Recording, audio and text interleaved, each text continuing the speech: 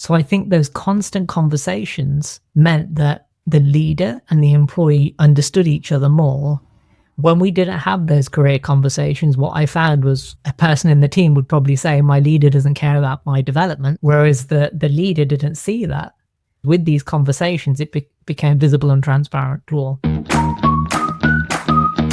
Welcome to the Team Amplifier podcast. I'm your host, Byron Summerdahl. Here you'll be inspired by industry leaders who build flourishing tech teams. Stay tuned and prepare to be amplified. 3, 2, 1. So Dileep, can you tell me about where you are right now and just a little bit more about yourself? Sure. My name's Dileep Marway. I work for Digital, which is a digital services provider. And I'm working as a VP of engineering and technology. Right now, what am I doing? So I'm supporting a large retailer with their strategic enterprise architecture, and I'm helping them to plan for the future. So yeah, really enjoying it. Based out in the UK. I work out of the Midlands. So yeah, it's all good, and I'm excited to be here. Well, today we're talking about human-centered engineering and how to scale that up and how Dileep was able to do that.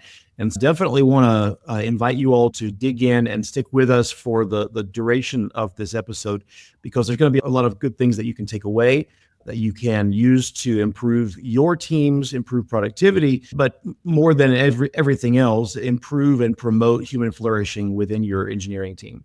Before we go too far into that, Dileep, I want to find out a little bit more about you and the human side of you, because you have so much experience that you might seem a bit superhuman to a lot of other people out there. And I just want to remind everybody that Dileep is just a normal guy, and he's made mistakes just like the rest of us. So Dileep, enter into my confession booth, and this is confession time. What is Sure. the most embarrassing mistake that you've made as a tech leader? So I think the first thing I'd say is mistakes have probably made me, right? In that you learn, and it's important. It helps you grow, and it actually makes you stronger as a person. So a lot of people have probably seen this mistake. You've worked in a 2-week sprint. You've worked really hard with your team. That new app feature is brilliant. It works, right? Tested it a few times. We're fine. We're going to demo it on the Friday. And then you get to that dreaded demo, and what happens? The app goes down, whole thing fails, and you've got that awkward silence. So for me personally, it's about learning, and it was about being humble and honest and saying, look, it went wrong, but this is a learning. We're going to improve. This is how we move forward from there. So yes, it was embarrassing, but we had a lot of good fun. It was something that was discussed going forwards, and those are the scars that you take with you, right?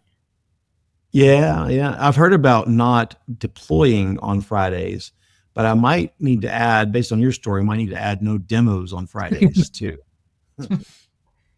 Could be the case, right? Could be the case. So in recent history, you have completed a project, or you started a project at The Economist. And I'm interested to know how that went. Sure. So back in 2017, I think it was, I was part of a small team initially, and we were asked to set up The Economist from scratch in central Birmingham.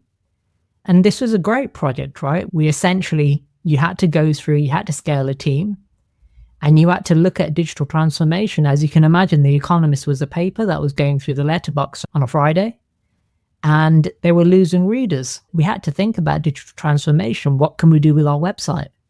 What can we do with our subscription model? What can we do with our mobile app? So essentially, we had to scale the team, and we actually scaled from 0 to roughly, I think it was 150 people after 3 years. And that journey was massive, as you can imagine. And people always ask me, Dileep, what technology did you use? Dileep, what did you use AWS? What type of backend system did you use? What was your DevSecOps approach? And I always say to people, it's not always about the tech. It's about people, right? It very much was about people. And I remember my counterpart at the time when we started off, I said to him, we'll be fine. We've got the tech experience. And I remember the one key thing he said to me, and it stuck. He said, the tech's easy, mate. He said, it's the people side that's difficult. And that's something that I'm really passionate about. It's aligning the business and the tech, making sure that people go on that journey. and really pushing that people-centric side. And that's been very key to my leadership style in terms of my roles since The Economist. And that's something that I really want to talk about today. So what are some of the challenges that you see with people? Like you said, the tech is easy. Tech changes at a rapid pace, lightning speed. It leaves most of us with our heads spinning, but people can do the same thing probably at a higher rate. So what are the challenges that you're seeing and that you have seen with people that are worth dealing with? So I think an interesting thing was when we started off, we had a lot of boundaries in terms of when we were hiring. We hired in a certain way, we hired for certain values, we hired for certain skill sets. And initially it was quite easy to get the right people in. But then as we started to scale the company, we started to find that when we brought in people into the group, essentially, if we had a problem, it could break the culture very easily. So what we found was actually having the right boundaries and a supportive environment such that people could fail, such that people were psychologically safe, such that people could see that, you know what, we've got each other's back. Something goes wrong, we're going to fail fast, but we're going to learn fast.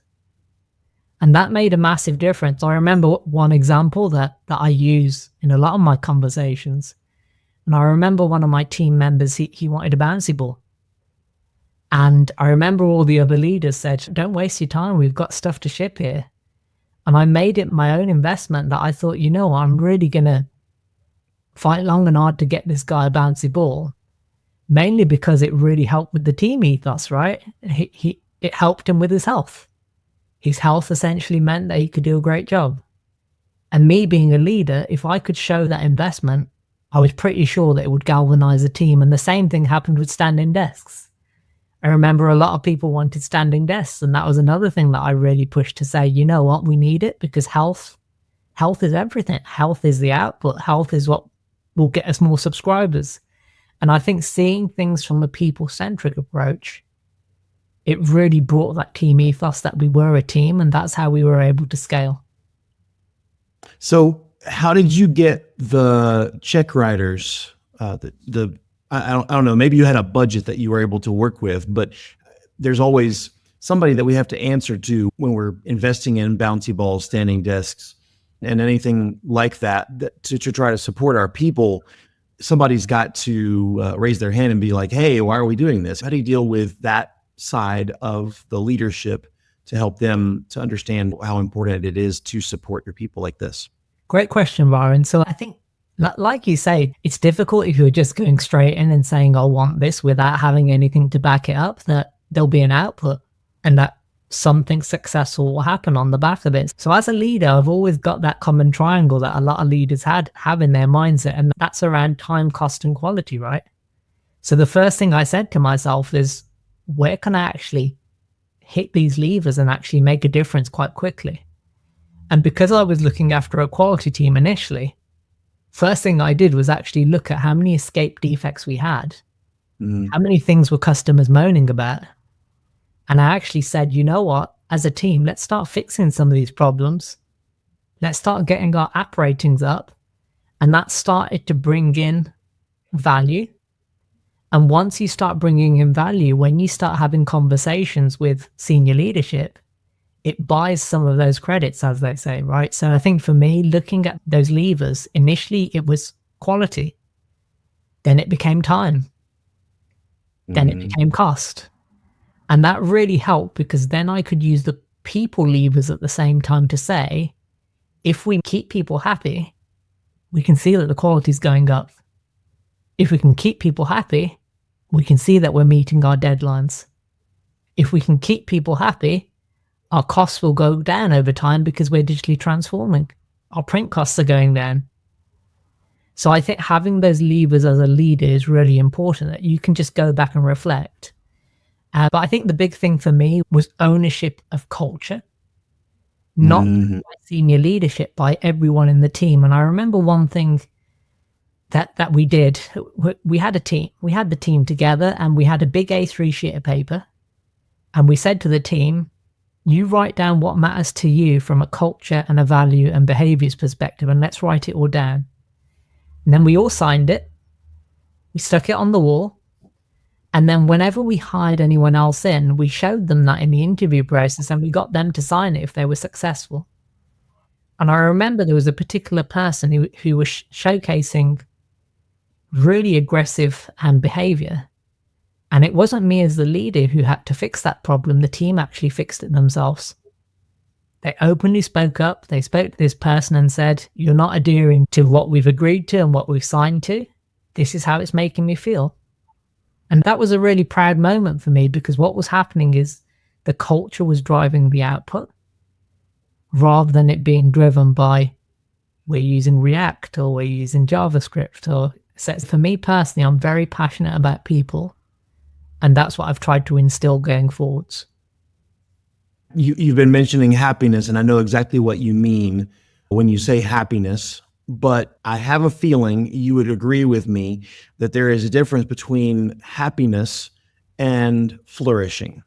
Yes. And I speak of human flourishing in the Aristotle way, what Aristotle spoke about so long ago, which is one of the biggest and best goals that anybody can have in business, in the personal, and in any realm, is to contribute to human flourishing.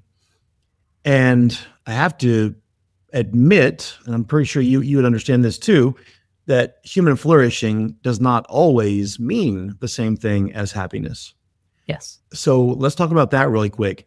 And maybe you have an example of your team dealing with protecting the culture with that one person. I'm interested to know how that came out, what the outcome of that team rallying and getting behind the culture. But how else do we sometimes as leaders have to put happiness aside for the purpose of promoting human flourishing? I'm thinking of a time personally when, in order to promote human flourishing for my team, I had to let somebody go. Sure. And in turn, letting that person go, when I checked in with them 6 months later, they had a brand new job. They were doing so well. They were doing way better than they could have done with us. And basically, by letting them go, I was releasing them to begin flourishing. They couldn't flourish with us for whatever reason. So tell me about that in your experience. Great question. So going back to the sort of example of that bad behavior that I mentioned. So what happened in that case was essentially that person tried to adhere, and that person tried to showcase that bad behavior. But when we dug into the problem, was actually that person wasn't in the right role.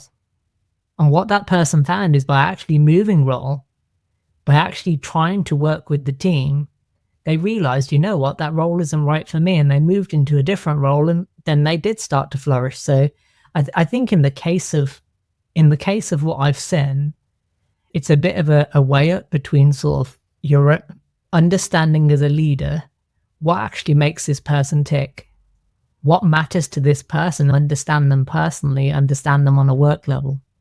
And then I think it's important for them to understand, what does the business expect? And what are the sort of the boundaries and limitations put on you? So do you need to hit this much revenue? And when you're saying this much revenue, does that mean that 20 pages in the mobile app need to be done in 3 months? So I think making sure as a leader that you're clear on what success in the role means versus what success means to that person. And I'll be honest with you, Byron, at first we really struggled with that, right? Because you've got people coming in saying, you guys don't have a clear strategy, but I know where I want to go. So I want to go on this course, and this course is 2 months long, for instance. But I'm like, no, we need to get this out the door. But I think one thing that really did help essentially was a career progression framework that essentially wasn't a once of the year tick box that goes to HR and then HR say you're promoted or you're not promoted. We looked at the companies out there and the big tech companies, and we thought, what are they doing? And what they were doing at the time was they created a career progression framework where an employee could actually own it themselves.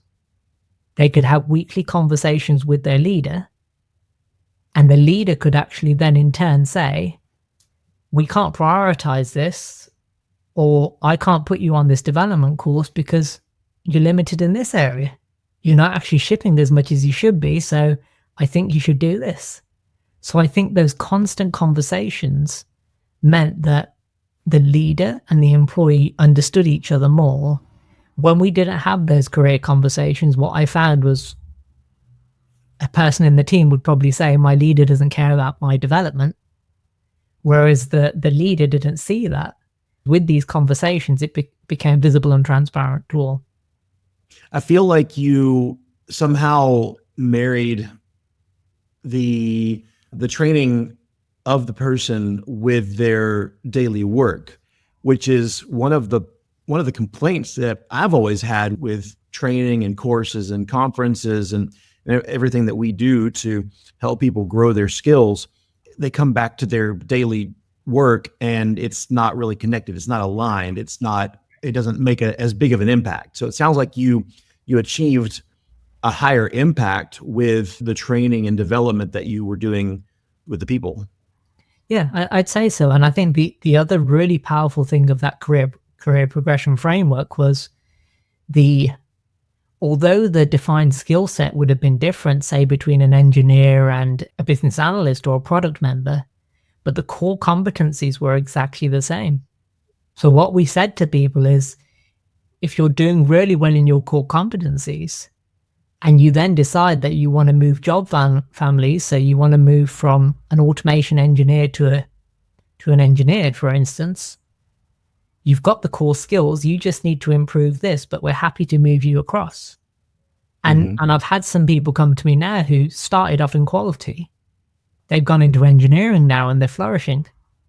So I think that the career progression framework meant that when people felt in charge of their own careers rather than somebody else driving them, or rather than somebody else ticking a box for them, they naturally started to flourish.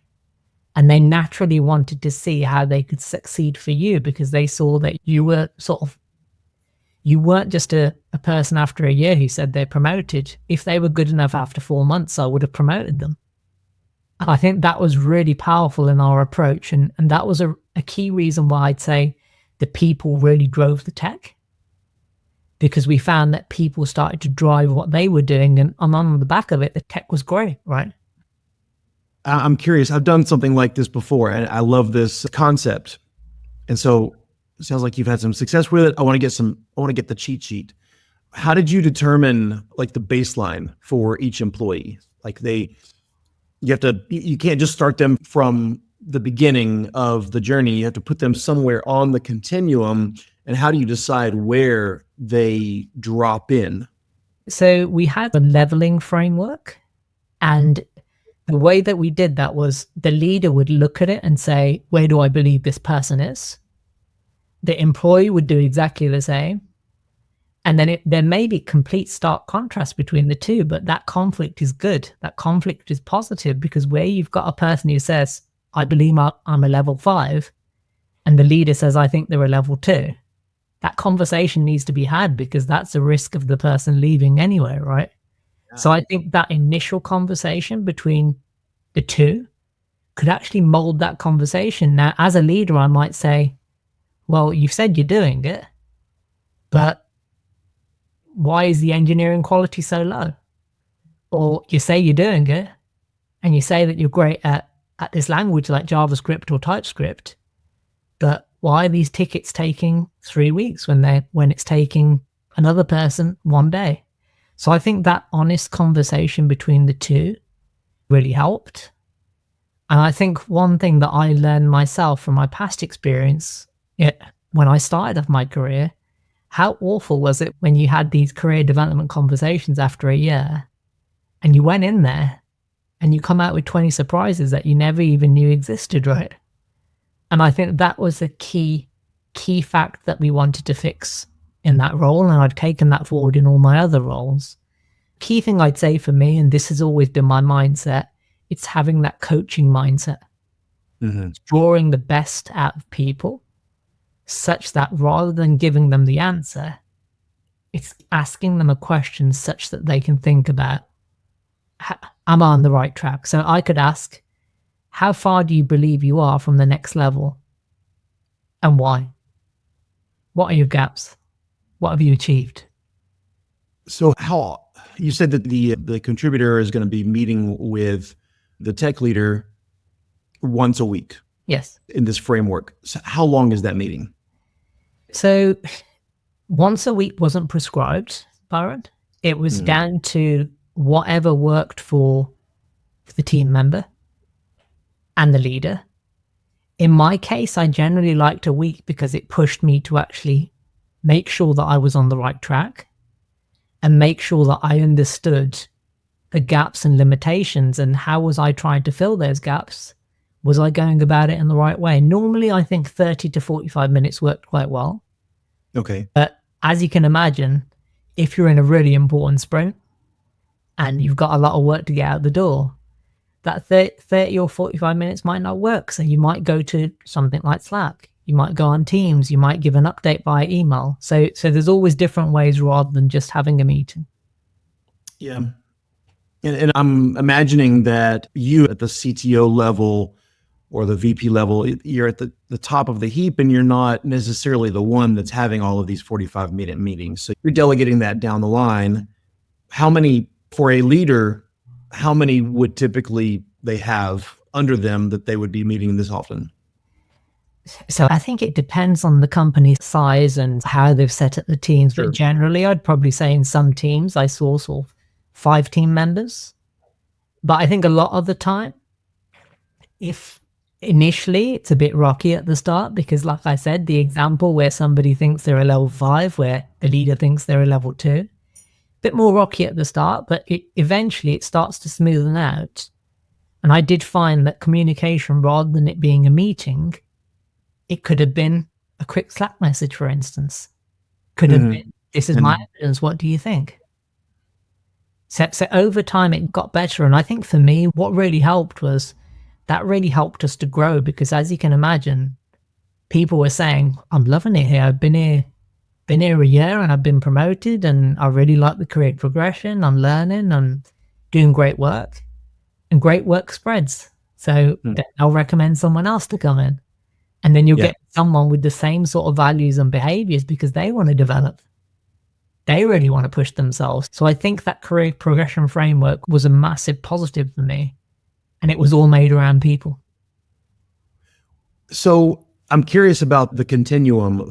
I've been doing like learning pathways with my team for the past few years, and they love it. Yes. But at one point in my past, I got some feedback that only a few in my team at a certain level were enjoying the particular pathway that I had created. And there was a section of people on the team that were not really getting much out of the pathway. And I discovered that I needed to make a change. So I had one pathway that was kind of a continuum of skills that built in complexity or in maturity. And I just expected everybody to follow the exact same pathway. Eventually, I had to switch to a pathway that was almost like there's a base pathway it looks pretty generic for most people. And then whenever I onboard each person and then check in with them over time, it becomes its own pathway. And then the singular continuum was just out the window. So what has been your experience? So I think one size fits all doesn't work, as you say. And I think the key thing for me is, like anything, it's always being open to change and always being open to review. So initially when we brought this out, we only had a pathway, which was very small. But not everyone wants to be a leader, right? Not everyone wants to look after a team. Some people want to be individual contributors. They want to be an expert in their field, for instance. Or some people want to start off in QA. They then want to go in engineering. They might want to come back into QA. So I think adapting over time was very key. And because we started this off quite small in our office in Birmingham, we then started to trial it in different business areas. And I think feedback was probably the key thing. And I think this is key with anything, right? It's building software. It's taking that feedback and it's making sure that you don't add in that bias yourself, because we've all got biases and we all see something and say, a bit like a football match, right? If I watch it, I might say, I think this team's going to win. At the end of it, you might be wrong, for instance. So I think it's key to try and be aware of your biases. How can you counter that is by taking as much feedback and being open to change. Yeah, I agree. And then that is actually one of the best changes that we've made to our growth pathways is just basically letting go of the sacred continuum and allowing people to branch, allowing people to change and even change over time. We start off with, on our team, we start off with a skill gap analysis, which is based on the contributors, the person's confidence in different areas, because it would be very difficult and time consuming and expensive to actually do real skill assessments of all the different skills. We just we do a skill gap analysis based on their confidence. Yes. And then we form a pathway from that. But then every time we meet with that person, they're able to make changes, remove things. We treat it like a Kanban board, actually. Yes. We treat it almost like a software project where the person is, and I like what you mentioned about how you get that feedback. You got to integrate that feedback back into the process. So yeah, we've been treating it like a software project, like a Kanban project, where your growth is the project. I love the concept so much of career development pathways, growth pathways. They obviously are one of the things that help people to flourish because it helps them to grow in the way that they need to grow. There are all kinds of other things that we could be talking about as well, but I also want to focus on the aspect of scaling. One of the things that I've noticed personally, you probably have noticed the same thing. We typically have to learn these things by trial and error, or on our own, by pain and suffering that we either inflict on ourselves or that we inflict on others by accident. But as we scale our companies, our teams, and the cultures that we're in, it feels like a fragile basket of eggs that we are entrusted to care for. And as we put more eggs in the basket, it begins to feel like it's overflowing and eggs fall out and they're broken. And you've had some experience with this, you've had some success. I'm wanting to know, what are some tips and tricks? What's the secret to maintaining this state of flourishing in your team as you grow? I think for me personally, it's making sure that you've got that strong support network and making sure that you can actually talk to people who have lived through these experiences. And that support network can either be in the workplace or it can be outside the workplace, right? So you might have this network on LinkedIn. You may have this network in your past companies, but I think what's important is not just to see, is probably to look at for change and to look out for problems and expect the problem, right? I think it's naive to actually say that everything's going to be perfect. Things do go wrong, but also see that when things do go wrong, let's learn from it together.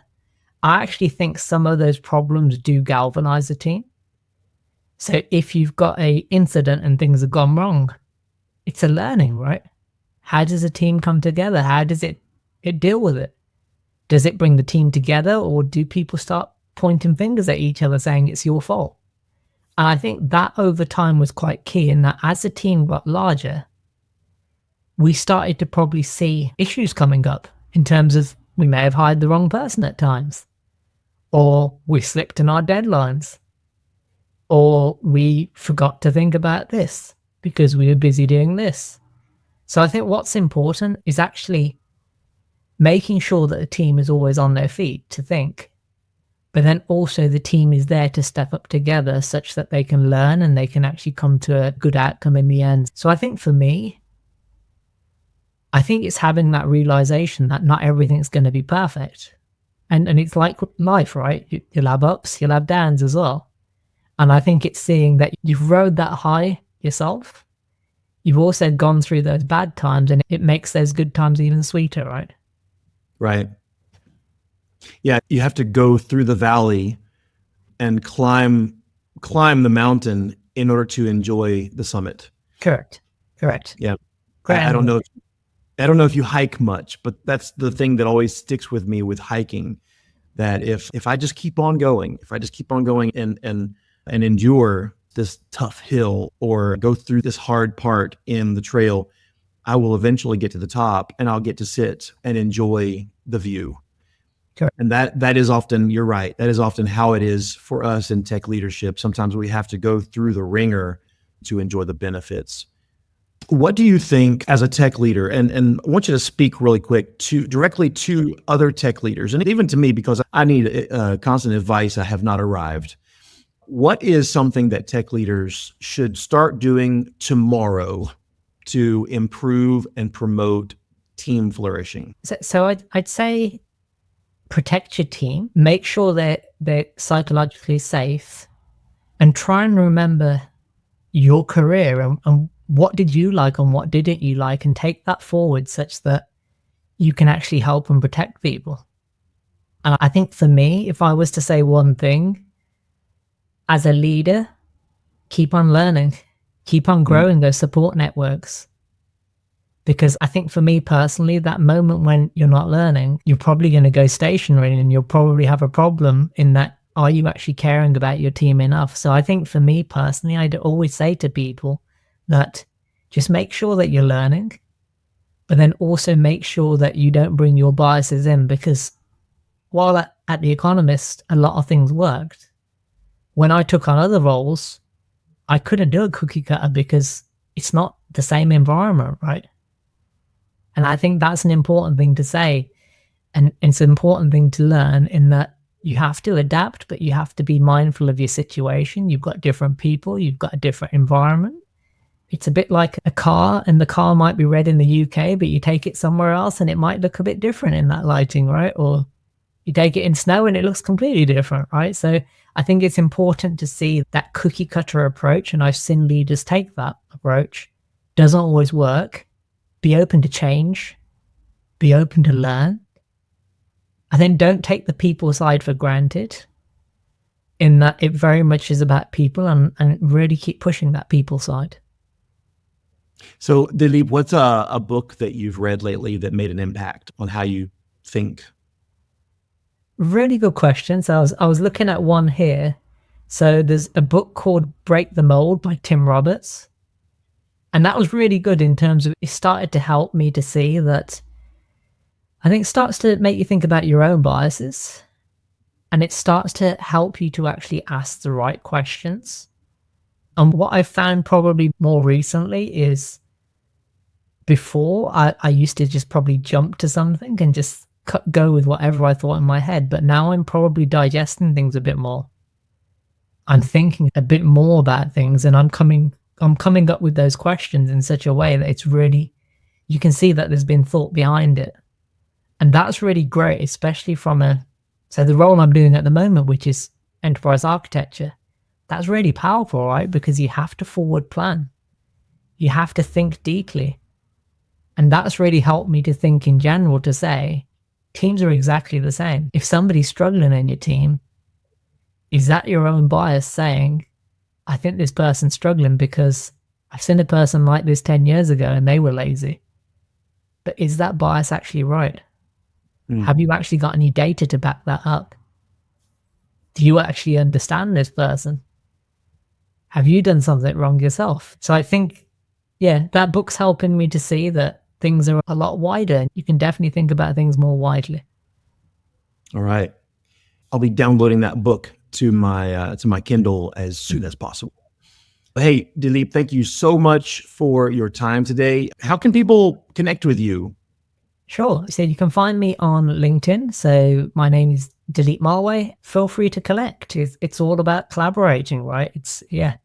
It's all about keeping those networks. It's about helping each other. And that's the way to go forwards. That's great. Yeah. So I'll include the link to your profile in the show notes. And once again, thank you so much for being with us. And thank you for making an impact on the other human beings in your care. Thank you for being a tech leader that promotes human flourishing and being an example to the rest of us. Thanks, Byron. Thanks for having me. Bye-bye. This has been another episode of the Team Amplifier podcast. Thanks for joining us. Now, get out there and be a team amplifier.